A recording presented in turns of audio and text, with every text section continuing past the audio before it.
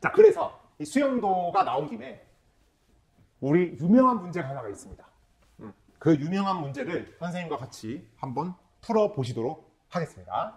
자, 바로 어떤 문제냐면 제목은 요래요. 완전순열이라는 제목을 갖고 있는 문제인데 자, 이거 이제 저 용어는 별로 중요하지 않습니다. 자, 어떤 스타일의 문제인지를 알고 계셔야 되거든. 자, 이런 거야. 야, 완전순열은 어떤 스타일의 문제냐면 자기가 자기 자신의 것을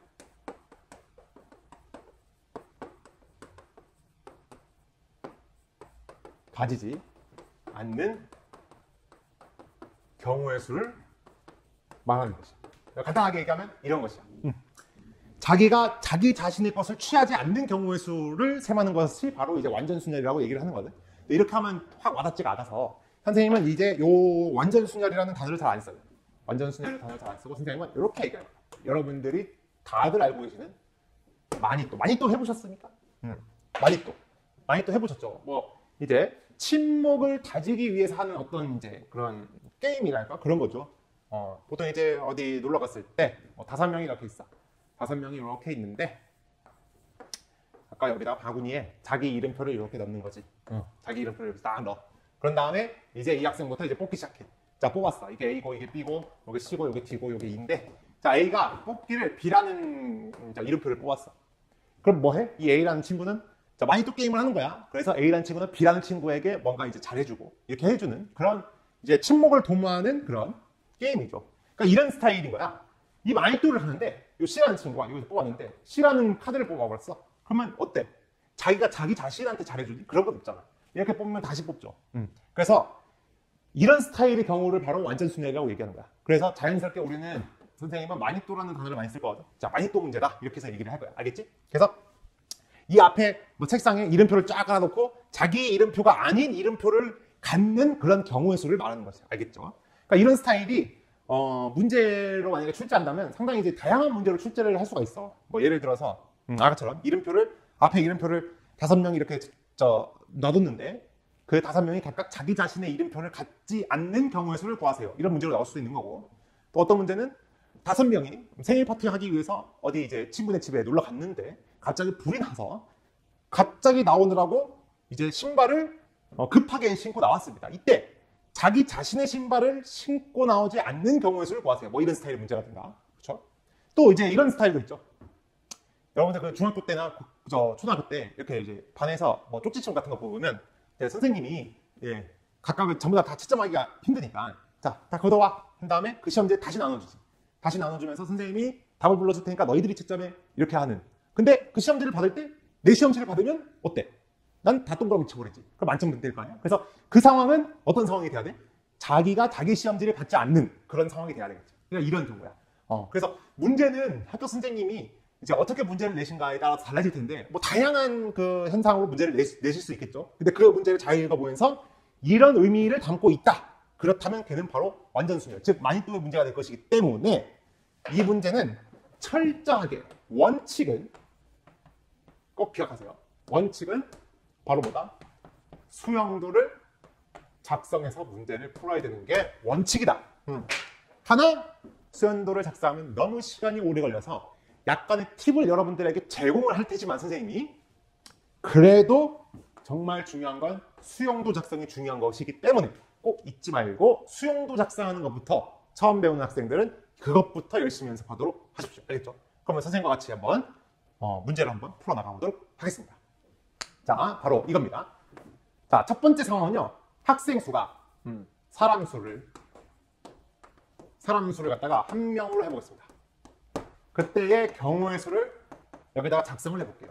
알겠죠? 자, 사람 수가 한 명이면 사실은 이거 마니또의 의미가 없어지는 거죠. 한 명이 자기 자신의 이름표를 앞에다 놓고 자, 혼자만 있는 거야. 그럼 이 책상에도 내 이름표 하나밖에 없는 거지. 그 상황에 대해서 이걸 적용해. 자기 자신의 이름표를 갖지 않는 경우의 수 몇 가지예요? 한 가지죠. 따라서 이때는 0가지가 나오게 되는 겁니다. 그렇죠? 자, 근데 2명부터는 이제 그 가지수가 생겨 나갈 겁니다. 자, 2명이 있어요. 자, 책상에 이름표를 각각 놨습니다. 그러면 이제 자기 자신의 이름표를 갖지 않는 경우의 수는 내가 너의 이름표를 갖고 너가 나의 이름표를 가지면 되는 거기 때문에 그 경우의 수는 딱 한 가지죠. 그래서 그때는 한 가지 경우의 수가 나오게 됩니다. 자, 이제 3명부터가 이제 조금 이제 생각을 해주셔야 될 건데. 자, 3명이 있습니다. 이름표도 3개죠. 그러면 자기 자신의 이름표를 갖지 않는 경우의 수를 셈하고 싶은 거예요. 자, 그럴 때 이제부터는 원칙인 수용도를 작성하면서 문제를 풀어보도록 하겠습니다. 알겠죠? 자, 그걸 한번 수용도를 작성하는 걸 연습을 해보세요. 자, 학생을 대문자로 놓겠습니다. 학생이 3명이죠? A, B, C. 자, 그 밑에 이름표를 소문자로 작성을 해볼게요.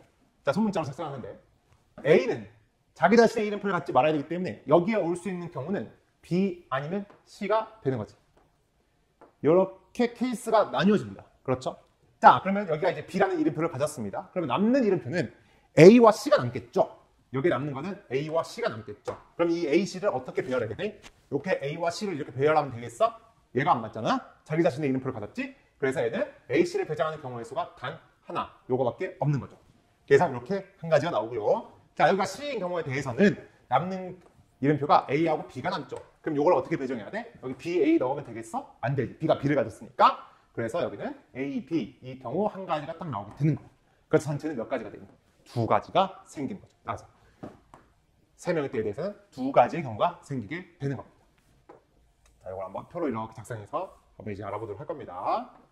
자, 이제 4명인 경우는 요 밑에다가 좀 작성을 해볼게요. 자, 4명. 자, 4명인 경우에 대해서는 경우의 수가 몇 가지가 나올 것인가요? 자, 4명. 그래서 요 4명 수용도를 이제 작성해 보도록 할 겁니다. 시작합니다. 자, 이제 여러분들이 잠시 동영상을 멈추시고 이 4명에 대해서 수용도를 먼저 작성하고 나서 여러분들 모든 수용도를 다 작성해 보세요. 그래서 몇 가지가 나오시는가 그걸 한번 체크해 보시도록 하겠습니다. 여러분들이 이제부터 직접 수용도를 작성하는 것을 연습을 해보십시오. 수용도가 원칙이기 때문에 작성하는 습관을 먼저 들여주셔야 돼요. 자, 지금 한번 해보시기 바랍니다. 자, 다 해보셨으면은 선생님과 같이 수용도, 자기 자신의 수용도와 비교를 해보겠습니다. 일단 경우의 수 몇 가지가 나오냐면 총 9가지의 수용도가 작성이 돼요. 맞으셨습니까? 자, 만약에 9가지가 안 생기고 뭐 덜 나왔다면 뭐가 더 빠졌는지 한번 보시고요. 만약에 더 나왔다면 중복이 뭐가 발생했는지를 한번 보시기 바랍니다. 자, 한번 가볼까요? 자, 4명의 학생이 있습니다. 그러면 소문자 알파벳 A, B, C, D로 표현을 할 건데 여기가 B 아니면 어때요? C 아니면 D가 되겠죠? 이렇게 해서. 그렇죠? 자, 그럼 여기 B입니다. 그럼 남는 것이 A, C, D가 남을 것이에요. 그렇죠? 그럼 A, C, D에 대해서 여기를 배정하는데 여기 두 번째 이 B에 올 것이 A, C, D 이렇게 오게 될 겁니다. 그렇죠? 이렇게 케이스가 나눠지겠죠? 자, 그럼 여기가 이제 A가 오셨어요. 여기가 A가 오면 남는 거는 이렇게 되겠죠. C, D. 그럼 여기 남는 학생도 CD이기 때문에 여기는 D, C 이렇게 들어가야 됩니다. 자, 이렇게 해서 한 가지가 탄생됐어요. 자, 이 경우는 B, C 썼기 때문에 여기 이제 A, D가 남겠죠? A, D가 남기 때문에 여기가 D 자리에 D를 못 쓰기 때문에 D, A 이렇게 쓰셔야 됩니다. 그렇지? 자, 그 다음에 여기가 B가 됐으면 이제 A, C죠. A, C가 나오는 거기 때문에 C는 여기 못 들어가서 여기가 A, C 이렇게 들어가셔야 됩니다. 그래서 여기서 이제 세 가지가 나오게 되는 거야. 그렇죠? 자, 여기 C인 경우에 대해서 한번 알아보시도록 할게. 자, 여기 C면은 이제 남는 카드가 뭐뭐 있어요? A와 B와 D가 남겠죠. 그렇죠? 그럼 A, B, D에 대해서 여기 올 수 있는 거는 A와 B인데 B는 여기 못 오지? 그럼 D 이렇게 될 겁니다. 얘는 이렇게 두 가지의 케이스로 나눠주겠네요. 자, 그럼 여기가 이제 A가 왔다고 치겠습니다. 자, 여기 좀 C를 올려서 여기 A, 여기 D 이렇게 두 가지가 나옵니다. 자, 그럼 여기 A 들어가면 A와 C가 썼기 때문에 B하고 D가 남아요. 그럼 D는 여기 들어가지 못하기 때문에 이렇게 되셔야겠죠. 그렇죠?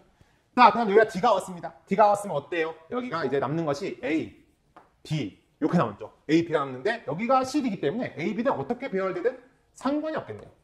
그래서 여기는 경우가 이렇게 해서 두 가지가 생기겠습니다. B죠. B, A 이렇게 해서. 그래서 여기서 세 가지가 나오게 됩니다. 자, 마지막 여기 D인 경우 있죠. 자, D인 경우 가보겠습니다. 자, D인 경우를 썼다면 A, B, C가 남는 것이고 여전히 여기는 B를 못 쓰겠죠. 여기 B이기 때문에 B를 못 쓰기 때문에 여기서 두 가지 여전히 두 가지 A와 C가 남겠습니다. 그렇지? 자, 여기 A, D를 썼기 때문에 남는 것이 B하고 C거든요. B, C. 이 C를 여기다 못 넣잖아. 그래서 여기가 B가 돼야 되고 여기가 C가 되는 것이고 그 다음에 여기 쓴 게 D하고 C이기 때문에 남는 게 A와 B거든. A, B는 여전히 여기에 두 개 다 쓸 수 있지. A, B, 그 다음에 B, A. 이렇게 해서 모든 수용도를 작성을 하셨습니다. 따라서 이렇게 세 가지, 여기도 세 가지, 여기도 세 가지. 그래서 정답은 9가지가 되신 것이에요. 알겠죠? 자, 이렇게 해서 이제 문제를 이제 풀어내 주시면 되는 거예요. 자, 그런데 여러분들 요거까지만 한번 연습을 해보도록 할게요. 이제 5명짜리입니다. 5명. 자, 내신 문제에 5명 정도까지는 충분히 나올 수 있고요. 어려운 문제에서는 6명짜리 문제도 나올 수 있거든.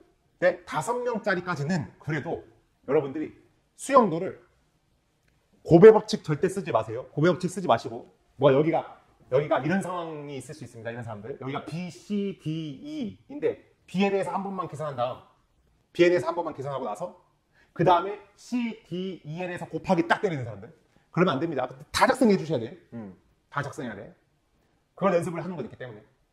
그래서 이것도 여러분들 한번 지금 수영도를 작성해서 문제 푸는 거 한번 연습해 보세요. 알겠죠?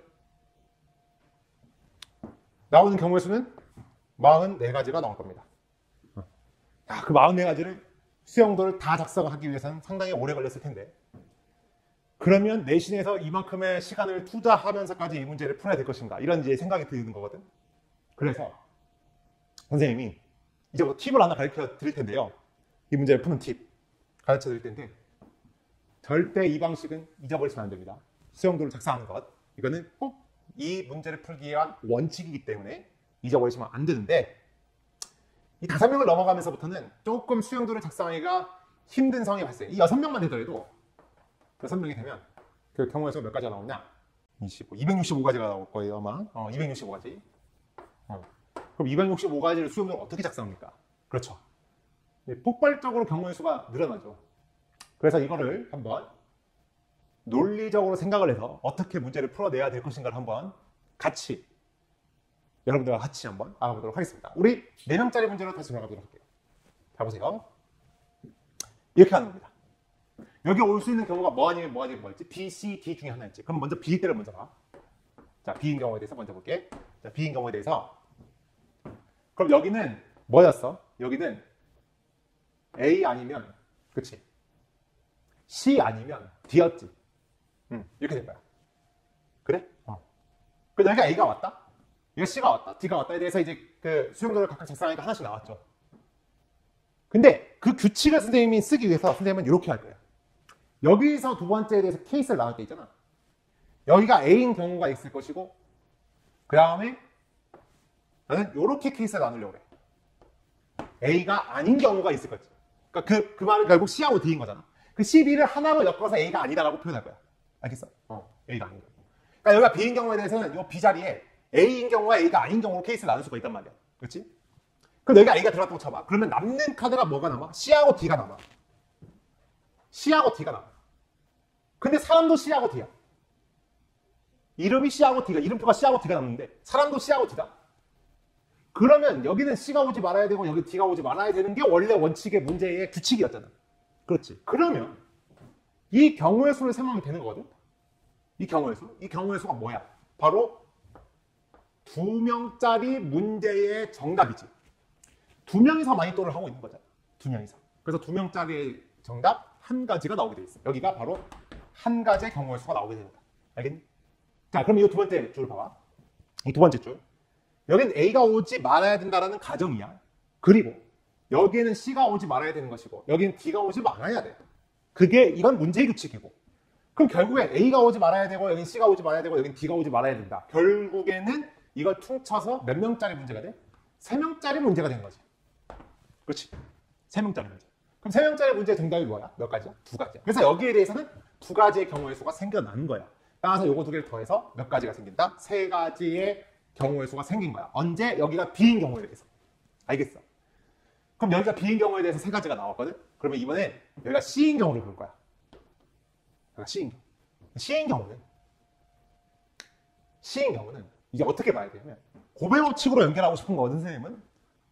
곱의 법칙으로 연결하려면 이 구조가 얘와 동일해야 돼. 그래야 동일한 경우에 대해서는 곱의 법칙이 성립하지. 구조적으로 동일해야만 뒤에 따라 나오는 각각의 경우의 수가 다 동일할 것이기 때문에 그때 곱의 법칙이 성립하는 것이잖아. 그래서 여기가 C인 경우는 어떻게 볼 거냐면 이렇게 볼 거야. 잠깐 자리를 바꾸자. B하고 C하고 이렇게 할 거야.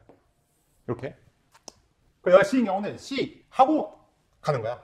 여기가 A가 올 수 있겠고 여기가 A가 오지 않을 수가 있겠지. 이렇게 케이스가 나뉘겠지. 이렇게 나오지 않겠어? 그래서 얘랑 구조적으로 동일하게 만들려고 하는 거야. 그럼 여기가 A가 왔다? 그럼 남는 게 B하고 D거든? 그러면 B하고 D가 여기에 오지 말아야 된다는 게 문제의 규칙이잖아? 따라서 얘가 몇 명짜리 문제가 되겠어? 2명짜리 문제가 된 거지. 2명짜리의 문제의 정답을 쓰면 되는 거라고. 하나. 자, 그럼 여기는 이제 A가 오지 말아야 되는 것이고 문제의 규칙에 B가 오지 말아야 되고 D가 오지 말아야 되기 때문에 여기도 마찬가지로 3명짜리 문제가 된 거지. 이렇게 됩니다. 알겠니? 자, 그러면 같은 논리에 의해서 어떻게 돼?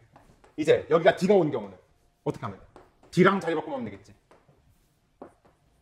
이렇게 해서.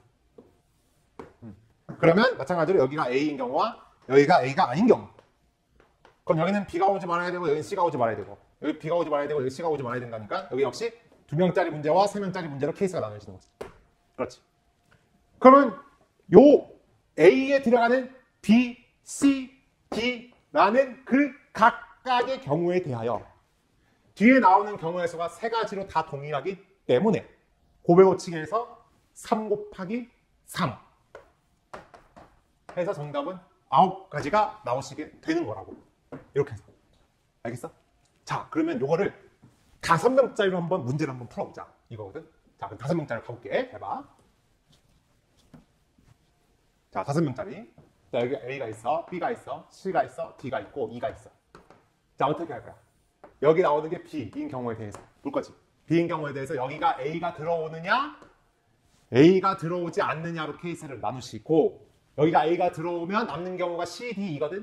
C, D, E가 여기 오지 말아야 되는 게 문제 규칙이므로 여기는 결국 3명짜리의 문제가 돼서 그 경우의 수 정답, 3명짜리 경우의 수의 정답 2가지를 작성해 주시면 되는 거고요. 여기 역시 C가 오지 말아야 되고 D가 오지 말아야 되고 E가 오지 말아야 되는데 가정이 A가 여기 오지 말아야 되기 때문에 4명짜리의 문제가 되겠지. 그래서 이 같은 경우는 4명짜리 문제는 9, 9가지가 여기에 경우의 수가 생기는 거예요. 따라서 여기에서 나오는 그 경우의 수는 각각을 더해서 케이스를 나눈 거잖아. 각각을 더해서 11가지가 나오시게 되는 거죠. 근데 아까도 해봤지만 그 구조적으로 동일하겠지. 여기가 이제 C인 경우는 여기가 C인 경우는 C하고 이제 자리 바꾸면 하는 거지.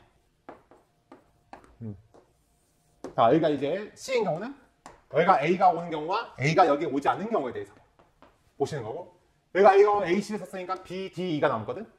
이렇게 해서 여기도 역시 마찬가지로 B, D, E 오지 말아야 되는 게 문제의 규칙이니까 결국 여기도 구조적으로 동일해서 여기도 11가지가 나오게 되겠다. 그러면 여기 A에 들어갈 수 있는 그 각각의 경우가 B 경우의 수가 몇 가지야? B 여기 들어갈 수 있는 게 B 아니면 C 아니면 D 아니면 E잖아. 4가지지. 그래서 그 4가지 각각의 경우마다 뒤에 나오는 경우의 수가 11가지가 생기기 때문에 그 경우의 수는 44가지의 경우의 수가 생기게 된다는 뜻이 되는 거예요. 그래서 정답이 44가지가 탄생된 거죠. 알겠죠? 그러면 이것을 가지고 우리 한번 공식을 만들어 볼까? 이걸 이제 규칙에 의해서 작성할 수 있을 텐데. 그 6명짜리는 어떻게 된 거예요? 6명짜리는? 이렇게 된 거겠죠? 6명짜리는? 자, 이렇게 F가 있는 거예요. 그러면 이 A에 올 수 있는 각각의 경우가 몇 가지야? 5가지지. B, C, D, E, F 5가지. 그러면서 5 곱하기 들어가죠. 5 곱하기 들어가죠. 5 곱하기 들어가죠. 그럼 여기 B인 경우만 한번 보게 되는데 B인 경우는 여기가 A가 오는 경우와 여기가 A가 오지 않는 경우 얘가 있을 텐데 이러면 이제 4명짜리 문제가 되는 거고 이러면 5명짜리 문제가 되는 거니까 여기에 4명짜리의 문제의 정답과 5명짜리의 문제의 정답을 더해주시면 되는 건데 이것은 내가 지금 이게 6명짜리 문제를 풀고 있는 거거든. 그래서 6명짜리 문제를 풀기 위해서 앞에 2개의 정답을 더해서 그치? 앞에 2개의 정답을 더해서 9 더하기 44죠. 더해서 5를 곱한 게 바로 6명짜리의 문제의 정답이 되는 거죠. 그래서 여기가 5 곱하기 53이 나오고 265가 정답이 되는 거예요. 260 이렇게. 알겠어? 그러면 이렇게 되는 거지. 자 봐. 6명짜리 문제를 풀고 싶어요. 그러면 어떻게 된다? 5 곱하기 들어가는 거죠. 왜 5 곱하기야? 여기가 5가지 있으니까 일단 A 밑으로 A가 그 가질 수 취할 수 있는 경우의 수가 5가지. 그래서 5 곱하기 들어가고 그 각각의 경우마다 여기가 A가 들어가는 경우와 A가 들어가지 않는 경우. 그럼 여기 4명짜리 문제, 5명짜리 문제 앞에 2개의 경우의 수를 더한 거. 그 5라고 곱해주시면 됩니다. 그래서 얘는 5 곱하기 요거 2개 더한 거. 그럼 얘는 4 곱하기 얘네 2개 더한 거. 그치? 얘는 3 곱하기 얘네 2개 더한 거. 얘는 2 곱하기 얘네들 더한 거. 이렇게 됩니다. 그래서 이거를 굳이 공식이라는 공식처럼 적을 수 있는 건데 한번 적고 가볼까? 자, 이 문제에 대한 공식이면 공식 같은 거지. 자, 바로 요 FN을 N명에 대한 경우의 수 수라고 할게. 알겠지? 그러면 F1 몇이야? F1. 한 명에 대한 경우의 수는 0가지지. 이 정도는 알잖아. F1과 F2 정도는 알 수 있잖아. 이거 한 가지지. 이거에 대해서 내가 원하는 거는 n명짜리의 문제의 답은 내가 이게 n명이 되는 거야. 이게 n명. n명이면 몇 곱하기 들어가는 거? n-1 곱하기 들어가겠지. n-1 곱하기 이렇게 들어갈 수 있고 어떻게 한다? 앞에 두 개의 문제의 정답을 쓰면 된다. 앞에 게 f의 n-1이고 앞에 게 f의 n-2지. 이렇게 해서